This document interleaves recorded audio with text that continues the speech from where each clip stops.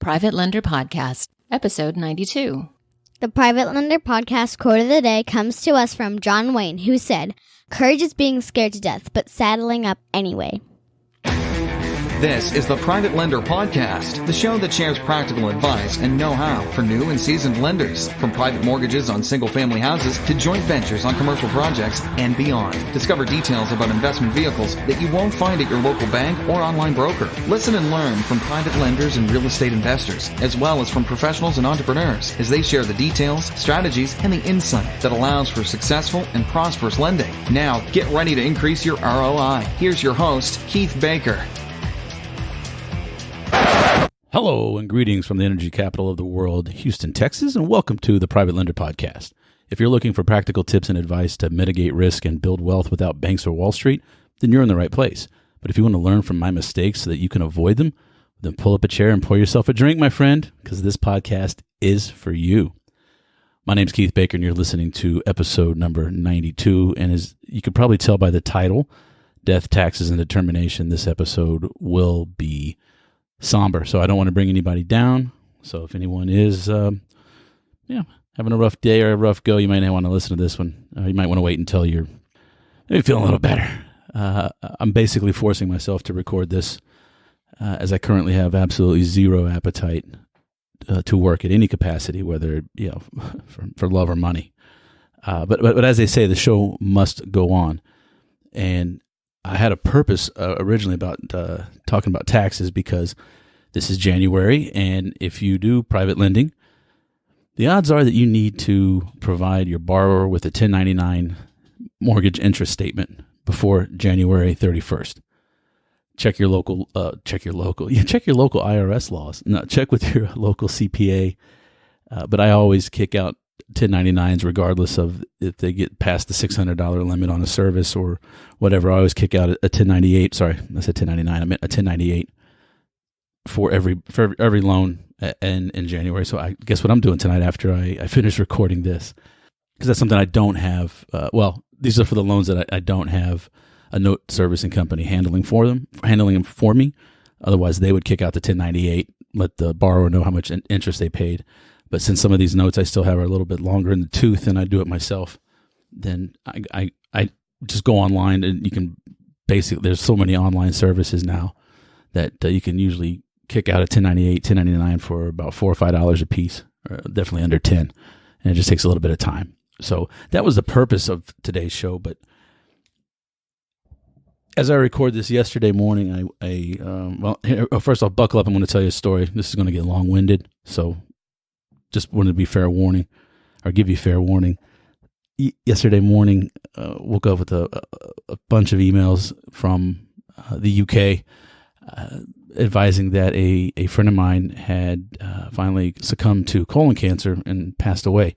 He was a claims adjuster for AIG London. I believe he was about 44 years old, 2 small kids, 2 young daughters, much like myself. And that was sad. That rattled me. I mean, we knew it was not good. The prognosis on Jonathan was horrible to begin with, but he fought, and finally getting the emails, even though we expected it, it puts the day off on a bad start. So oddly enough, since I got on the topic of mortality very early, I ended up getting a call. Calling my mom, and my parents are quite elderly, and so my dad's been in the hospital with pneumonia, trying to get over that, and he's making some progress, and they're going to let him go home. And so I went up to stay with my mom and to help get dad home. And as I'm walking out of the hospital, I get a message from Facebook from my dear old friend Randy in Austin. And just to give you, an old friend's an old friend, but he was my bass player. And as a drummer, that there's a special bond that I still feel like that I keep with Randy from the rhythm section of all those garage bands we played with back in the early 90s. But Randy's the one who sent me the link to the Rolling Stone article advising that Neil Peart, the drummer from Rush, had passed away. And I was already a little off kilter, because Dad's number one, but Neil Peart's not too far behind as far as influence in my life, at least his work, not his life, but the work that he produced. And so I don't want to bring completely everybody down, but I do want to share a story with you that made my day have a silver lining. I mean, at the end of the day, my dad's still with me, and I know I don't have much time with him left, but I'm glad that he's still with me and he's seen my kids grow up.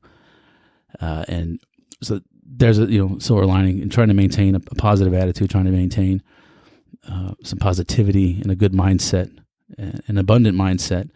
And yeah, it sounds cliche, but it works for me. So, and I'm passing it on to you to let you know that you're going to have shitty days, but for the most part, I think being mindful and aware and is a good thing overall. And things are cliche for a reason so that we can understand them. But anyway, back to here I go, my long-winded story down the rabbit hole. So I'm going to take you guys back now to January 29th, 1988.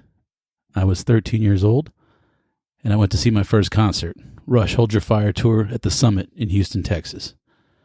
By the way, the Summit is where the Rockets won their championship and is now the home of Lakewood Church and Joel Osteen. Just a little tidbit for you there. Nonetheless, in 87, my Christmas present for my parents was 2 tickets to see Rush. I was up in the upper nosebleed section in the horseshoe in the far, far back. And I want to say the tickets were either $9 or $11. But before I get too far off track, towards the end, during the end of the show, during the encore, they played the parts of their song from 2112, Overture and Temples of Syrinx.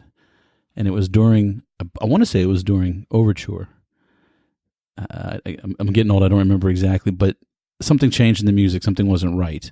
Basically, Neil had stopped playing, and you just heard his bass drum or his kick drum basically keeping time, straight 4/4 time. And he kind of disappeared from behind that massive drum kit that he used to sit in the middle of. And after a few bars of a few measures of straight 4/4 on the kick, on the bass drum, he pops back up and the music goes on as you would expect, and as I come to learn it on the album. And I didn't think anything of it until the following Wednesday, when I go to my drum lesson, and my drum teacher Rudy knows a lot of the musicians and people in town around Houston, and he knew one of the big music shop owners who had backstage passes. And he explained, Keith Carnegie, the drum shop, by the way, for those who give a damn. Keith told Rudy that Neil had the flu, and when he disappeared but kept beats on his bass drum, he was vomiting into a 5-gallon bucket right in the middle of the show. And kept perfect time while he was vomiting, wrenching up his guts.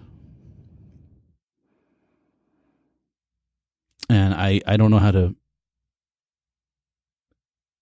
give an analogy of how difficult that is, but coming from someone who was spent many years studying drums and playing the drums, I don't know if I was ever in a position or a condition to where I could do that. And it just that story is why this episode is called Death, Taxes, and Determination.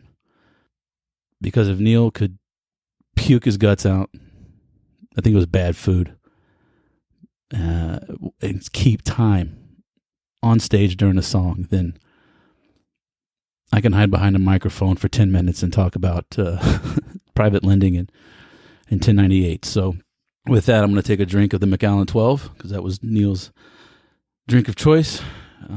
It's a fine, fine scotch. And with that, Neil, I want to say thank you and goodbye. That's it for episode number 92. Please help me get the word out and increase awareness for the show by sharing, forwarding, just telling people.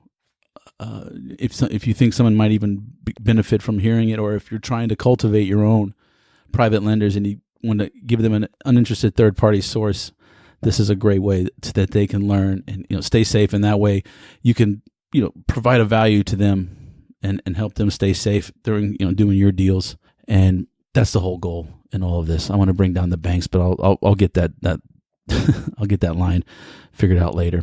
You can connect with me at Facebook, or just since there aren't going to be any show notes so much for this episode. So just go to the show notes page, episode 92. There'll be links to Twitter, Facebook, Instagram, all the social, Bigger Pockets, that fun stuff. Please, please leave me an honest rating and review over at iTunes and Google Podcasts, because that really helps the algorithms and helps people find this podcast. And hopefully, more people like you and I that are into alternative investments can expand their mind a bit. So I'm going to sign off. Thank you for listening through the last 10 minutes. Sorry if I depressed anybody, but at the end of the day, it's all good. I got a lesson of determination out of that, and so that's what I drink to. One more time. So I wish you all safe and prosperous private lending, and I'll catch you on the next episode.